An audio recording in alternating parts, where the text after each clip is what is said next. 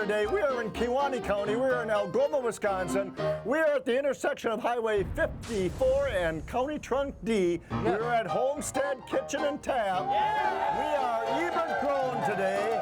Mad Dog and Merrill's Midwest Grillin' coming your way. Pit Boss Grills presents Mad Dog and Merrill Midwest Grillin'. Brought to you by Pit Boss Grills, Griddles and Accessories, Louisiana Grills and Smokers, Healthy Homegrown Wisconsin Potatoes, Sundrop Soda, Shooting Star Casinos, Ebert Grown, Rebeck's Cutlery, Awesome Shrimp and Seafood, the Wisconsin Agriculture Tourism Association, and by Lashbro Visual Communications. Hey, welcome back to Mad Dog and Merrill's Midwest Grillin'. I'll tell you what, we've got a party going on here. We've got a party going on at Homestead Kitchen and Tap.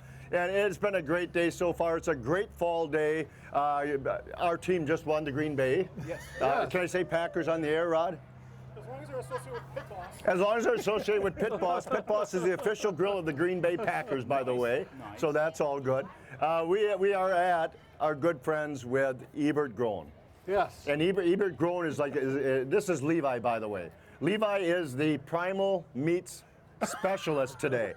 He's the man. You're going to be the man in charge of primal meats. You're going to talk about all the unusual cuts of meat that do happen. But we are good friends with Ebert Grown, and we've used your products throughout the year. Yes, you have. Thank you very much for Freddie, remember that beef tenderloin we did? Oh, out of this world. Cut it with a butter knife. That's how that's you great. did it, too. Yeah, honest to God, the most delicious in the world. I think I cedar planked it that day. We did. Yes, we did. And it was just absolutely delicious. We did your huge skirt steaks at Lambeau Field across the street at our Fox 11 affiliate. Yep. And we did the steaks there. The skirt steaks turned out just absolutely delicious. We did fajitas that particular day. Today we're doing some unusual things. Let's talk a little bit about Ebert Grown. First of all, I'm doing all the talking, aren't I, Levi? I love it. Ebert Grown, and I was talking to Levi a little bit earlier, and I knew this. Ebert Grown, the name is like an umbrella. Yes. And underneath that umbrella is different entities. Correct. And today we are at the Homestead Kitchen and Tap. Yep, that would be our farm to fork restaurant here. You can see behind. But it all starts on the farm itself. Ebert Enterprises dates back 7 generations. Wow. So, and Ebert. Currently Randy and Renee, and then children Whitney and Jordan. Correct. So, this being the umbrella product, everything is. It's harvested right on site. It is harvested. What's really great, they walk the talk. Yes. So Ebert Grown walks the talk is what you do. Yes. And that's the main thing. Yeah. So it stems. Okay, farmers. They raise all the crops, all the meat for just serve America, Yep. feed America, and they're truly stewards of the land. So, being stewards of the land, you got to take care of the land, to take care of the crops, to take care of the animals, Yep. and then going forward, our employees take care of the animals to ultimately, end result, become food. Yeah. So, And it is great, and that's exactly what. And when I say walk the talk, the term farm to fork, field to fork, field to fork. that term is used so loosely sometimes. It does. And when Eberts, what they actually do is they actually walk the talk. And so they raise the crop that's fed to the animals. They've been 6th and 7th generation of dairy and beef farmers. Correct. And so those get fed to both of those when the time comes. They each get harvested. Yes. They each get harvested. And just down the road across the street, you have a harvesting facility. Yes, that's built right on the farm property. Yeah, built right on the farm property. So there's no miles away. There's no traveling. You know where your meat's coming from. Exactly. Yep. Yeah, and it's a great principle. It really does work well. And I want to say one thing. When we're talking about harvesting cuts of meat, when we talk about harvesting an animal, there's a theory out there, and it's Mary Templin Grandin. Okay. Yep. Right? That's correct. Templin Grandin. Templin Grandin. Yep. It's a theory, and what it is when you harvest an animal, all animals should be treated with dignity. Correct. And so you actually built a facility to correspond to what cows like, what cattle like. Yes, we, as mentioned before, we raise these animals, we care for these animals. We try to keep them alive, to keep them healthy, produce milk. But then yet in the end, there is an end for these, the lives, but throughout that process, we utilize some of her teachings for the. And it is amazing. A cow doesn't like to go downhill, so there's a slight incline when they're taking off the vehicle to go into the harvesting facility. So they go up the hill.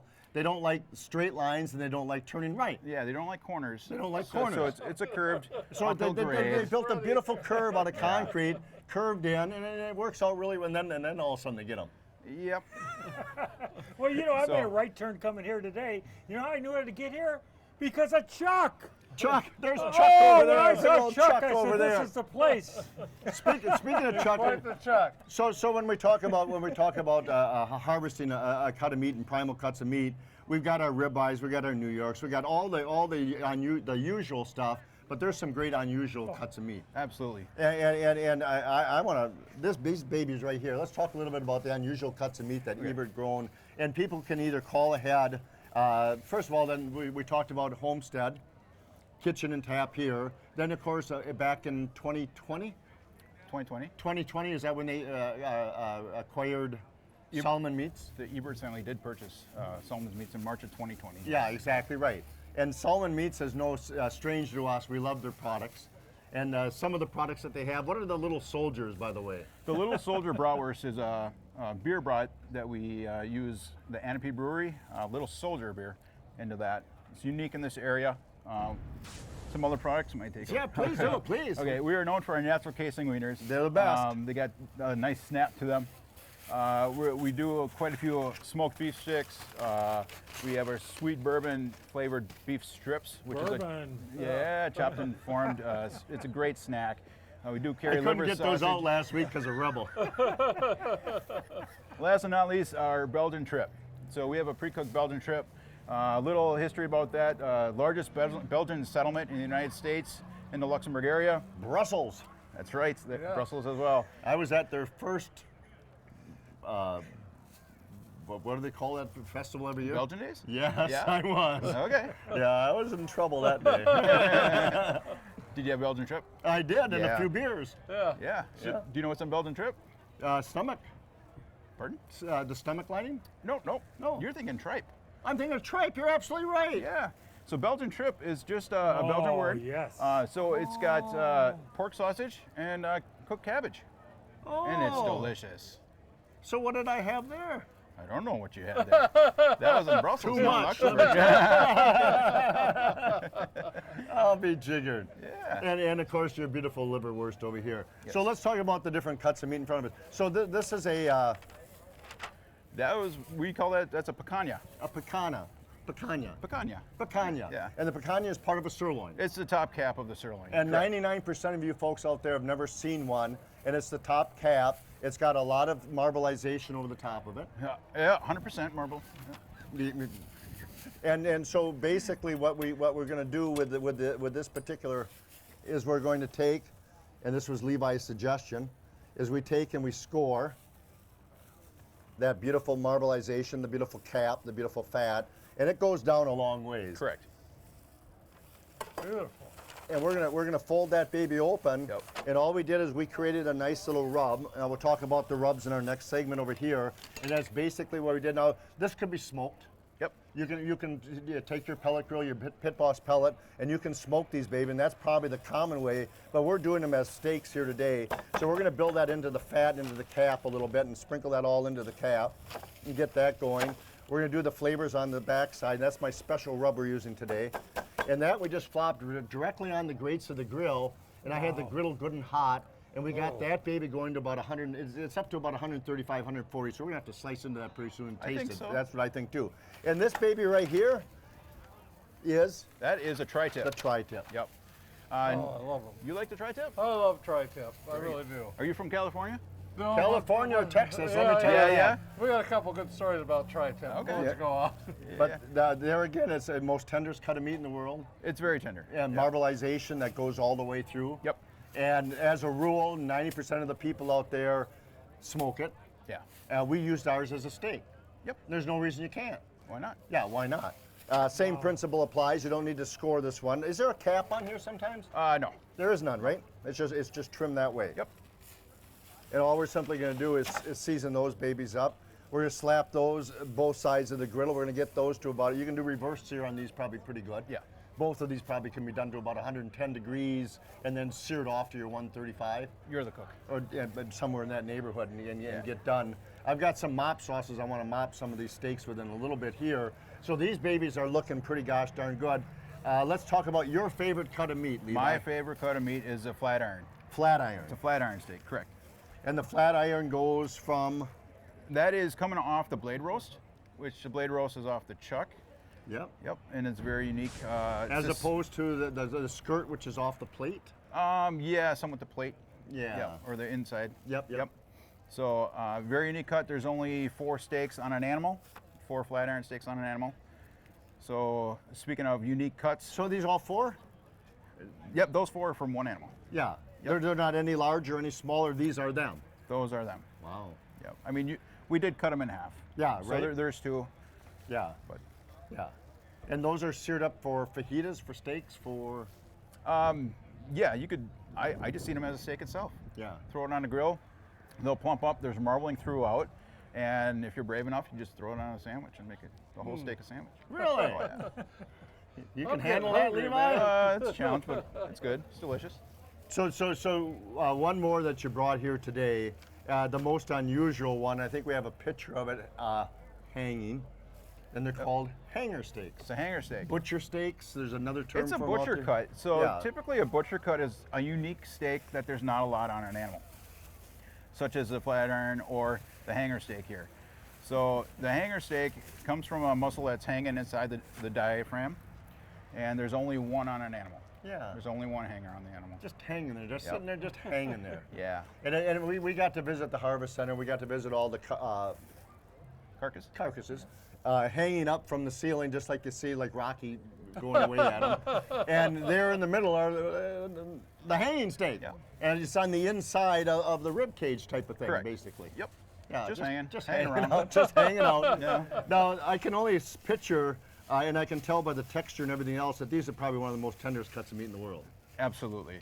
And actually, I've just had one last week, and it's probably more tender than the flat iron. yeah. It's got kind of the consistency of a brisket as far as the strands of meat running through. Yep. And it's tender. It's marbled throughout as well. And do you hunt? I do hunt. So a back strap. Yeah. You know a back strap is there? Does it have a bone in it usually, and then it's taken away from the bone, right? Yeah, you cut it off. So this reminds me for some reason of a strip of back strap from a whitetail deer. from a venison, from deer, Yep. yeah, something like that. Or an inside loin. Yep. Yeah, Absolutely. Yeah. So we're gonna put a little rub on these. I made a nice little steak sauce too, by the way. Oh, I can't homemade, wait. Oh, homemade steak sauce. So we're gonna put some rubs on these babies here. And we're gonna slap these, and these aren't gonna take very long, are they? No. Wow. Gotta be good, Freddie. Well, I was going to say, if he doesn't rub all those, he can send them home with me.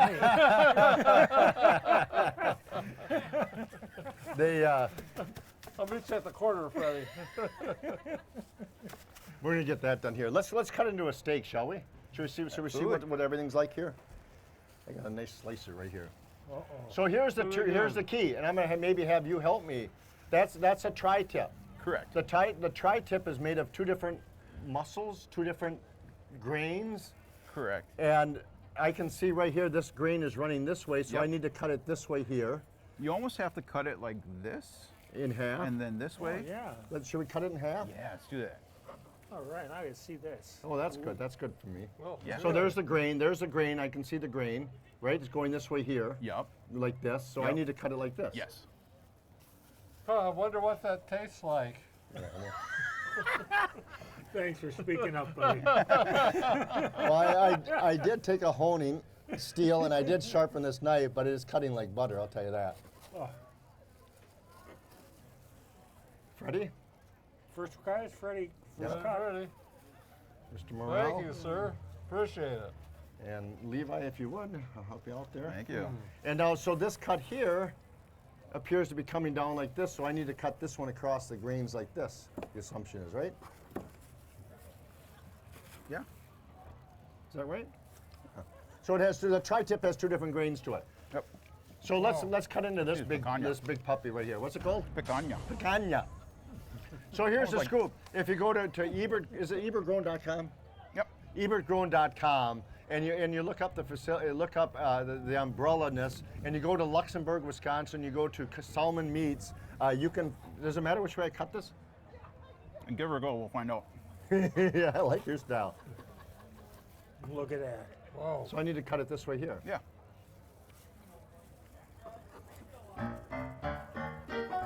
Well, I'll tell you what, we're going to throw these babies on the grill. We're going to get really seasoned up. We got so many great things to do here at ebertgrown.com. Levi, thanks for spending a little time with us. We might even have you sticking around. Thank you, guys. Thank you.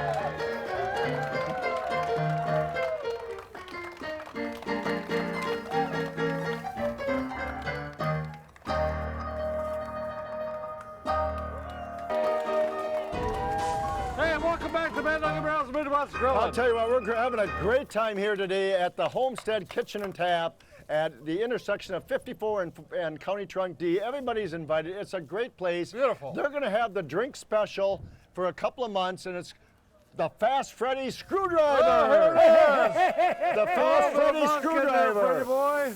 So anybody who wants to have a great drink, you have to come to the Homestead here, and the Homestead has some wonderful food. They really do. It's farm to fork to the restaurant here. They got like the Rankin ribeye sandwich. They got the Luxembourg hot dog wrapped in bacon. Oh. These steaks turned out absolutely gorgeous. Look at Hey, that. one of the things that we did, and you guys can do at home, is you can do your own rolled butter.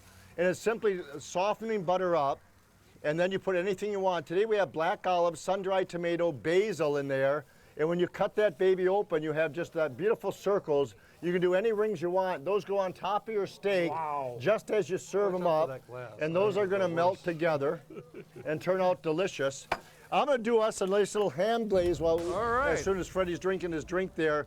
We're gonna have our ham glaze today is gonna be apricot and peach canned peaches, and some sweet and sour sauce with orange and ginger, and I'm gonna blend that baby up. How's the drink, Freddie? Oh, I'll have this for breakfast tomorrow. Why don't you have it in the next segment? Play us a little tune out of here for a Get us out second. of here. Just a little tune, just a snappy little tune. Just a All snappy right, little we'll be tune. right back. From our good friends in Algoma, Wisconsin, Mad Dog and Merrill's Midwest Grillin'.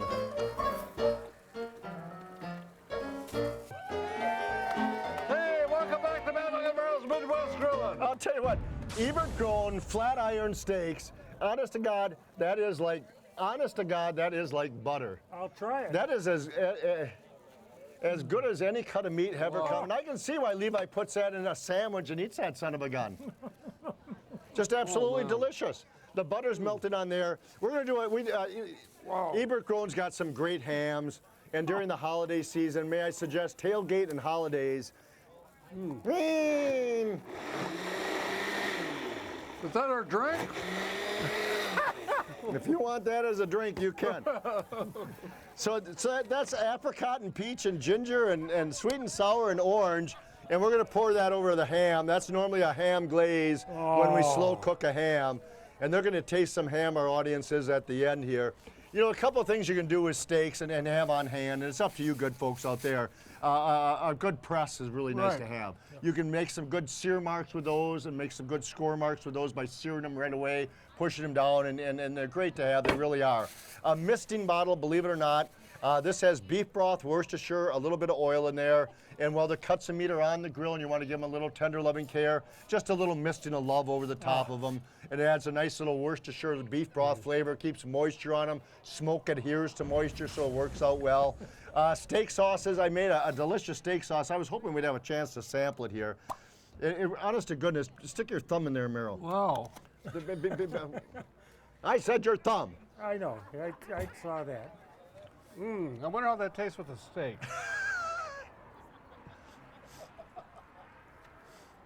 Smoked tube, if you want to add a little smoke flavor to it.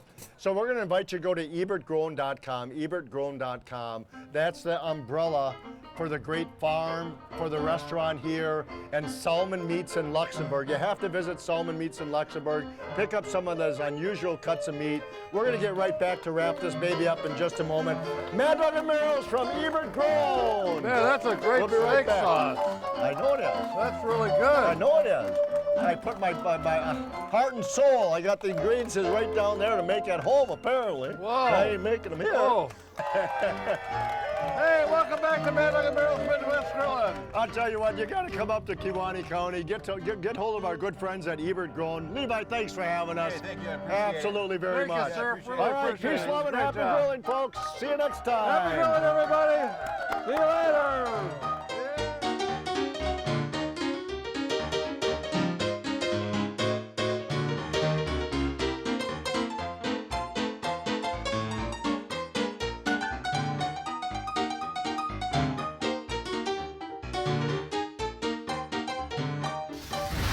Mad Dog and Merrill's Midwest Grillin' is a production of Lashbro Visual Communications.